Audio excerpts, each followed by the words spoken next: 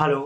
आज की वीडियो में नए वोटर्स के लिए फॉर्म नंबर 6 भरने की कंप्लीट प्रोसेस इस वीडियो में बताने वाला हूं, तो वीडियो के लास्ट तक बने रहिए, आपको सारी जानकारी मिल जाएगी। तो चलिए फिर शुरू करते हैं आज की वीडियो। तो चलिए फिर बताते हैं आपको कि फॉर्म नंबर 6 कैसे भरना है। ठीक है, यहाँ पे हम थोड़ा जूम कर लेंगे, फिर आप लोगों को अच्छे से दिखाई देगा। ठीक है, यहाँ पे ठीक है, इस तरीके से फार्म होगा। तो यहाँ पर पहला सेक्शन हमको देखने को मिल जाता है, number and name of assembly constituency, यानी आपकी विधानसभा जो होगी उसका यहाँ पे नंबर पड़ेगा और उसका नाम पड़ेगा। ये आपको पुरानी वोटर लिस्ट में देखने को मिल जाएगी। ठीक है, इस तरीके से यहाँ पे देख सकते हैं ये नंबर जो है यहाँ पे, और ये विधानसभा का आगे ये जो विधानसभा लिखी है श्रीनगर, ये इसका नाम है। आपको ये मतदाता सूची में देखने को मिल जाएगा।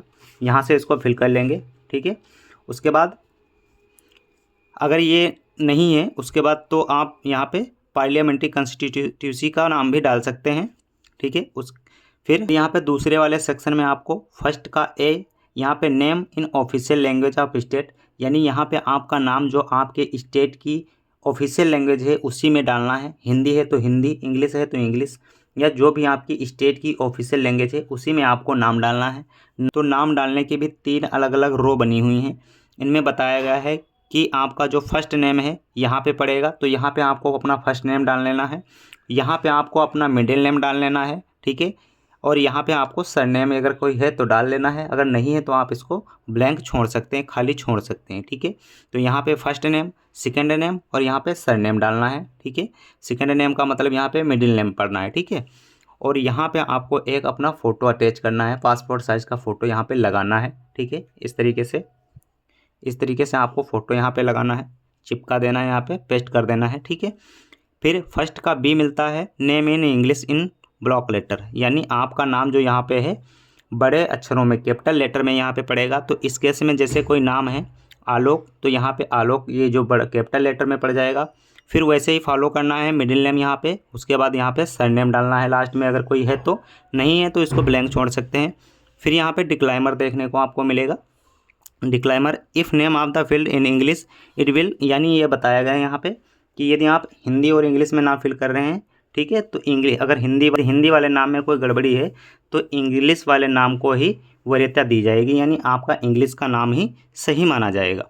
ठीक है, फिर हमें यहाँ पे सेक्शन नंबर 2 का ए मिल जाएगा। यहाँ पे लिखा है name and surname in official language of state of any one of the relative, यानी आपसे जो संबंधित हैं, ठीक है, आप जिनसे संबंधित हैं उन किसी का भी नाम यहाँ पे आपको सिलेक्ट करना है, वो भी आपके स्टेट की ऑफिशियल लैंग्वेज में, जैसे फादर हो गए, मदर या हस्बैंड। ठीक है, यदि आप महिला हैं फॉर्म फिल कर रही हैं तो आप अपने हस्बैंड की डिटेल, या आप हस्बैंड है तो अपनी वाइफ की डिटेल, या तीसरे अगर कोई नहीं है तो आप यहाँ पे लीगल गार्जियन का नाम भी फिल कर सकते हैं।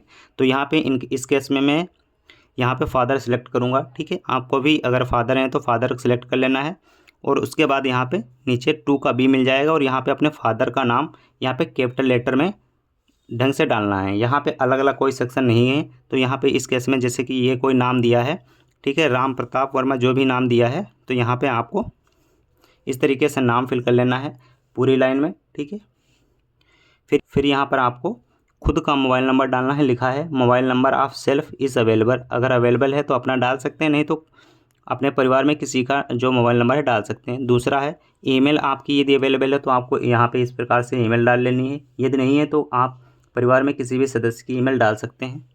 ठीक है, उसके बाद यहाँ पे फिर यहाँ पर आपको सेक्शन 6 देखने को मिल जाएगा, जेंडर में आप अगर मेल हैं तो मेल सेलेक्ट करेंगे, फीमेल, और थर्ड जेंडर है तो थर्ड जेंडर सेलेक्ट करना है। ठीक है, अपने अकॉर्डिंग। उसके बाद यहाँ पे 7A मिल जाएगा, DOB यानी डेट ऑफ बर्थ, तो यहाँ पे आपको इसी तरीके से डेट ऑफ बर्थ फिल कर लेनी है।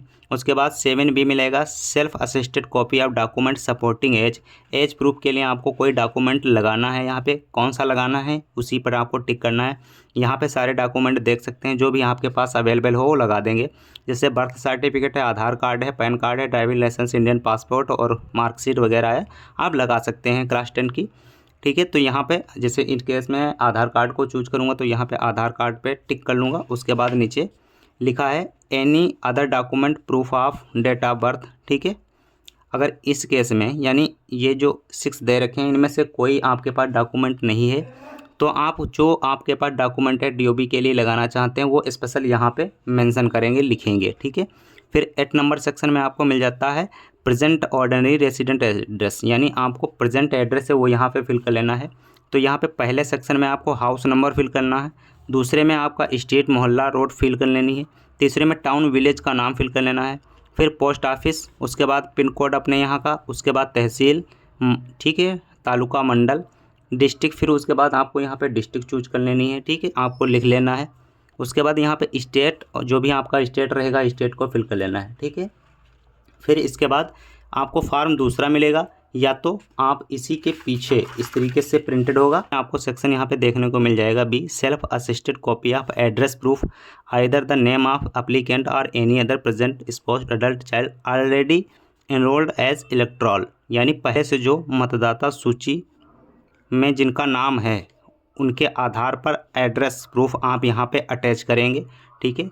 तो यहाँ पे वाटर इलेक्ट्रिसिटी बिल है, Aadhaar card, current passbook, revenue department, ठीक है, इंडियन पासपोर्ट या रजिस्टर्ड रेंट लेस डीड है, तो यहाँ आपके पास अवेलेबल होगा, यहाँ से चूज कर लेंगे, ठीक है। यदि इनमें से कोई भी आपके पास डॉक्यूमेंट अवेलेबल नहीं है, अगर कोई दूसरा डॉक्यूमेंट लगाना चाहते हैं तो यहाँ पे आपको मेंशन करना होगा। उसके बाद यहाँ पे आपको कैटेगरी ऑफ डिसेबिलिटी, यदि आपके पास कोई डिसेबिलिटी है जैसे चलने में, सुनने में या बोलने में, ठीक है, कोई डिसेबिलिटी है तो उसको यहाँ पे आप सिलेक्ट करेंगे।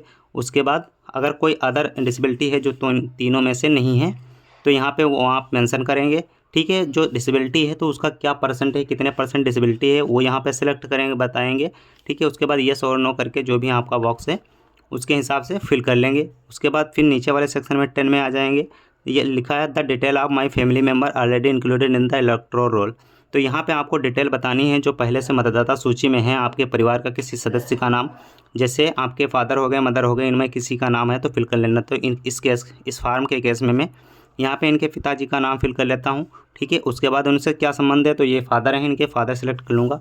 उसके बाद यदि उनका वोटर ID कार्ड का नंबर पता है तो डाल लेंगे, नहीं है तो नॉट अप्लीकेबल डाल देंगे, NA डाल देंगे।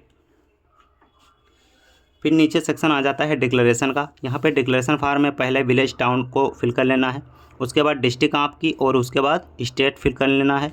फिर नीचे वाले सेक्शन में यहाँ पे आ जाएंगे, देख यहाँ पे इस सेक्शन का मतलब है कि आप यहाँ पर कब से निवासी हैं, तो यहाँ पे हम फ्रॉम बर्थ लिख सकते हैं, यानी जन्म से, लेकिन हम ऐसे नहीं डालेंगे, हम जितने ईयर के हुए हैं उतनी डिटेल आपको फिल कर लेनी है। जैसे यदि कोई 25 ईयर 4 माह का हुआ है, ठीक है, तो यहाँ पे पहले माह डालना है, यानी मंथ पहले डालना है, ठीक है। तो यदि 4 माह हैं, ठीक है, 4th मंथ के हैं तो यहाँ पे 04 पहले लिखना है, ऑब्लिक लगा के यहाँ पे तब डालना है कि 25 ईयर यानी 25 ईयर, क्योंकि यहाँ पे सामने मेंशन है मंथ एंड ईयर, पहले मंथ डालना है उसके बाद ईयर को डालना है। फिर नीचे वाले इस सेक्शन को ब्लैंक छोड़ देंगे। फिर यहाँ पे डेट वाले सेक्शन में आ जाएंगे, तो यहाँ पे जिस दिन आप फॉर्म फिल कर रहे हैं डेट उसकी डालनी है। उसके बाद प्लेस जहाँ से आप फिल कर रहे हैं डालना है। यहाँ पे आपको आपके सिग्नेचर करने हैं, ठीक है, यहाँ पे सिग्नेचर कर लेंगे, ठीक है। फिर यहाँ पे आपको इस फार्म को इतना ही रखना है और ये फार्म आपका कंप्लीट हो जाता है यहाँ से। इसके बाद आपको अनेक्सर नंबर 4 फिल कर लेना है, यानी घोषणा पत्र आपको फिल कर लेना है। कैसे फिल करना है चलो बताते हैं।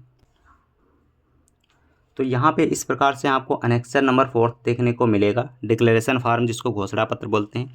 यहाँ पे सबसे पहले आपको एप्लीकेंट नाम, जिसका नाम जुड़वाना है मतदाता सूची में या नया बनवाना है तो उनका नाम यहाँ पे पड़ेगा। उसके बाद मोबाइल नंबर और कंप्लीट एड्रेस यहाँ पे पड़ेगा, ठीक है। उसके बाद यहाँ पे उनके फादर की डिटेल, यानी फादर का नाम यहाँ पे पड़ेगा, पिताजी का नाम यहाँ पे पड़ेगा, कंप्लीट पूरा नाम। और उसके बाद उनका अगर एपिक कार्ड अवेलेबल है यानी voter ID card number available है तो डालेंगे, नहीं है तो फिर नीचे आपको मदर का नेम डालना है, ठीक है, मदर का नेम डाल लेना है, ठीक है। उसके नीचे अगर उनका एपिक कार्ड का नंबर है तो डालना, नहीं तो नॉट अप्लीकेबल दोनों में आपको लिख देना इस तरीके से। और स्पोस, यदि आप महिला हैं और अपने जो है हस्बैंड का नाम डालना चाहती हैं तो यहाँ पे अपने हस्बैंड का नाम डालेंगी, ठीक है, उनका एपिक कार्ड डालेंगे। उसके बाद यहाँ पे आपको ये 2 सेक्शन इस तरीके से देखने को मिल जाते हैं, जैसे कि मैंने जो SIR फार्म फिल किया था उसमें ऐसे सेक्शन देखने को मिलेंगे और सेम उसी तरीके से फिल होना, थोड़ा सा इनमें डिफरेंस है। आप पहला वाला सेक्शन तब फिल कर लेना है जब आपका जो इलेक्टोरल रोल ड्राफ्ट आया हुआ है, यानी वोटर लिस्ट का ड्राफ्ट जो आया हुआ है उससे पहले आपकी मतदाता सूची में नाम था, लेकिन ड्राफ्ट आने के बाद आपकी मतदाता सूची में नाम नहीं है, तो आपको इस डिटेल को कंप्लीट फिल कर लेना है। ठीक है, यहाँ पे क्या फिल कर लेना है, अपना नाम, अपना जो इपिक नंबर है, वोटर ID कार्ड नंबर, आपसे संबंधित आपके पिता का नाम, यहाँ पे क्या संबंध है, यहाँ पे जो आपका संबंध यहाँ पे पड़ेगा। ठीक है, डिस्ट्रिक्ट पड़ेगा, स्टेट, और जो है असेंबली कॉन्स्टिट्यूंसी का नाम यहाँ पे पड़ेगा। फिर यहाँ पे नीचे 3 सेक्शन मिलेंगे। यहाँ पे आपको जो असेंबली कॉन्स्टिट्यूंसी का नंबर है जो मैंने दिखाया था, और पार्ट नंबर जो भाग संख्या होती है, पार्ट नंबर कहाँ पर मिलेगा ये मैंने बता दिया था वोटर लिस्ट में, आप लोगों को दोबारा बता देते हैं। ठीक है, यहाँ पे देख सकते हैं, ये यहाँ पे भाग संख्या मिलेगी। ठीक है, और ये यहाँ पे नंबर मिलेगा, ये नेम मिलेगा, और यहाँ पर ये भाग संख्या मिलेगी। तो यहाँ पे ये नेम हो गया, ये नंबर हो गया, ये भाग संख्या हो गई, और सीरियल नंबर आपकी वोटर लिस्ट के सामने, यानी जिनकी भी डिटेल आप अपनी डिटेल फिल कर रहे हैं, तो आपकी डिटेल मान लो यहाँ पे इस जगह पे है। ठीक है, तो इस जगह पे आपका ये नाम है। ठीक है, इस जगह पे यदि आपका नाम है तो इसके सामने ये वाली जो पहला वाला कॉलम मिलेगा, ये SR क्रमांक होगा। यहाँ पे देख सकते हैं ये लिखा हुआ है। ठीक, निर्वाचक क्रमांक लिखा हुआ है, और यही निर्वाचक क्रमांक है। तो यहाँ पे ये सीरियल नंबर आपको फिल कर लेना है। ठीक है, इस तरीके से।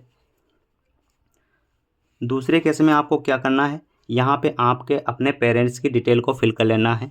ठीक है, जैसे यहाँ पे आप अपने पिता की डिटेल डालेंगे, उनका नाम कंप्लीट, उसके बाद उनका अगर इपिक कार्ड अवेलेबल है तो डालेंगे, फिर उनके जो है पिता का नाम डालेंगे, यानी आप अपने बाबा का नाम डालेंगे।